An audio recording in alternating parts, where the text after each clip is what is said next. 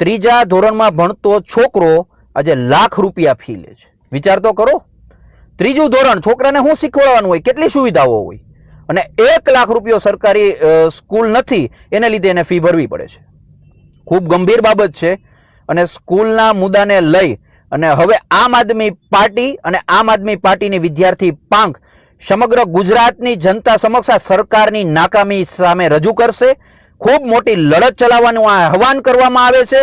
અને આવનારા સમયોની અંદર સમગ્ર ગુજરાતની અંદર આમ આદમી પાર્ટી અને આમ આદમી પાર્ટીની વિદ્યાર્થી પાંખ દ્વારા જેવી પણ આવી સરકારી સ્કૂલો છે એ જનતા સમક્ષ રજૂ કરવામાં આવશે.